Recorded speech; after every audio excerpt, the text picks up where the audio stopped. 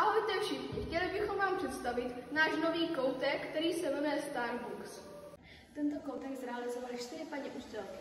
Jana Barnetová, Jana Teriaky, Eva Najmanová a Veronika Žvátorová. A taky nezapomínejte na pravidla Starbucksu. Byli bychom rádi, kdybyste knížky neničili a vraceli je zpět na své místo. Máte možnost si se svým kamarádem poskládat pucle a vyrobit si svoji vlastní záložku, kterou vám paní učitelky rádi zalaminují.